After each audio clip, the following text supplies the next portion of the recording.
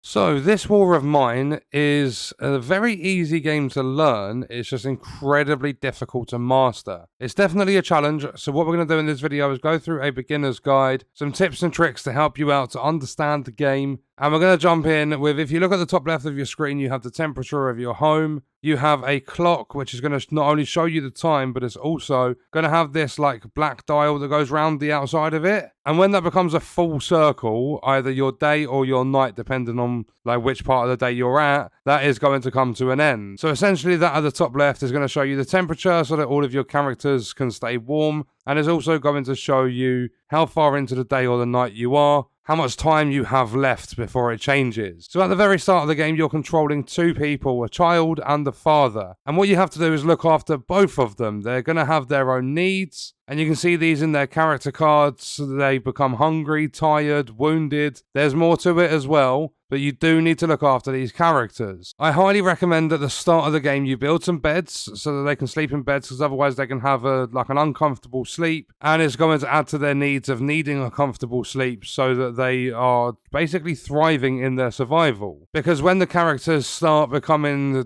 like more hungry, tired, they become depressed and sad and stuff, what they will do is become less efficient at the things they do. If you've got a wounded character, they're going to be a lot slower with their walking. So make sure you get those beds built as soon as you can. And when it reaches nighttime, you start off in the daytime, you get to go through some rubble piles and you get to look through different things to find some materials and stuff. But when it reaches nighttime, you get to decide what the characters are going to do for that night. And what I recommend is sending the father out on scavenging hunts, and do that as often as you can. Try and make sure he's fully rested, he's not hungry and stuff. Although be careful when you are out, because when nighttime's over, so say that clock has the full black circle around it, you're going to be forced to leave the area. But when you leave, you go back to the screen of being at your home, and that character doesn't return straight away. Whereas if you leave on your own terms before that time is up, the character's back straight away. And I recommend leaving on your own terms. Don't let that timer fully deplete. Because I've had it where I've had a character go out, they've done some scavenging, they've been forced to go back because it's like I've taken too long basically. And when they do eventually come back, they're wounded, and not only that, they're later than they should be, so you miss out on crucial time in the day to build up your home. But not only that, if you are choosing to let everyone rest and things like that,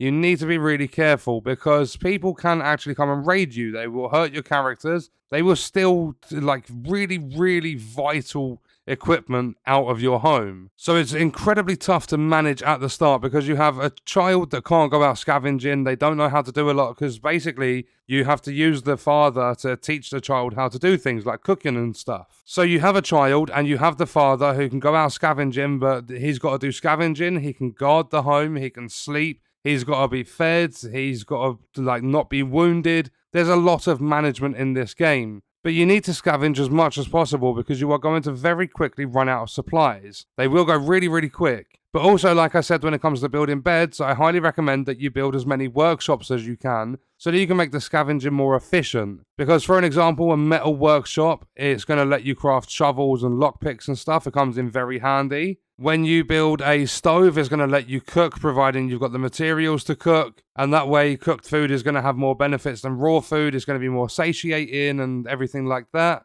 And then eventually you can upgrade your stove, you can upgrade your workshops and stuff so that you can craft different things. You can upgrade your home in general as well. And when you do the upgrades, everything becomes more efficient. So you upgrade your stove, it starts requiring less fuel and stuff in order to be able to use it and keep all of your survivors alive. And you get raided, as I said, like after the night cycle, if you've decided everyone can sleep, you get raided quite often when you have nobody on guard. But it does get really hard to let people sleep and have others guarding, like especially at the start of the game. Like I mentioned, you only have two characters. But when you get into the game, there's like a few days into the game, you're going to start having people knocking on your front door during the day. You'll have neighbors that want to come along and give you things. You'll have people wanting to trade. And you'll even get people wanting to take shelter in your home, and they become a playable character. But as well as just becoming a playable character, they have different skills. Like you'll get someone comes along, they'll be a good cook, for an example. What they can do is move into your home, they can offer to cook for you, providing you give them shelter and look after them. So when they cook food, they're going to use less resources. Although you are going to need things like a bed for them, you're going to need supplies, extra supplies to keep them alive. And when it comes to doing the scavenging, everyone's got their own backpack capacity. So a good cook might have 10 because they're more based on cooking than they are scavenging. And the father that you start the game with only has 12 slots, which seems like a lot, but once you're picking up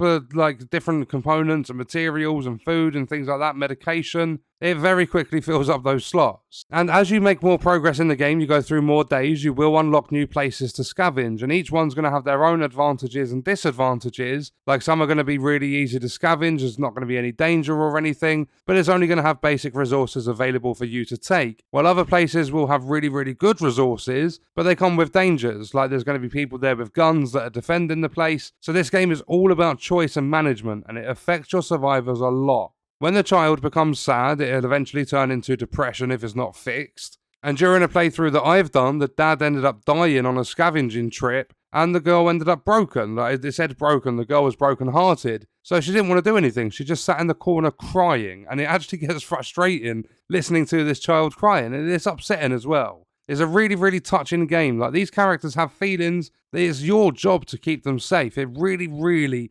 immerses you and gets you involved. You actually feel attached to these characters. So it's your job to keep them safe, keep them fed, keep them happy. You've got to do it all at the same time. It can be really, really tough to actually manage everything. So it's about practicing, finding a good balance. This isn't a one and done game. There's absolutely no chance you're going to go into this game like fresh, your first time ever, and make it through a bunch of days. It's just not going to happen. You need a lot of practice with this game. And then the last thing I want to mention about it for the guide is when you're out scavenging, pay attention to what you're looking through. As if you find something like a rubbish pile outside, it's not going to contain things like food. Whereas if you go into a building and it's got a fridge, that's not going to necessarily contain loads of crafting materials. Things that should belong in specific places in general will typically be in those places. And I find that a really, really good mechanic in the game because it helps you out when it comes to your efficiency with scavenging, because you can't take forever to go on these trips looking for resources and materials and stuff. You can't go out gathering everything possible. You've got limited space. Your characters get tired and hungry and stuff. You've got limited time. So it's all about being efficient in this game. There's a lot of management. There's a lot of looking after the characters. It does get really, really tough. And that is going to do it for our beginner guide, some tips and tricks for this war of mine. And on that note, we are going to leave the video there. If you enjoyed it, leaving a like is appreciated. If you wish to support me further as a creator, there are links in the description. Let me know your thoughts about the video in the comments. And if you want to watch more, you can click the video on screen. All support on the channel is greatly appreciated, and I hope you enjoyed it. Thank you for watching.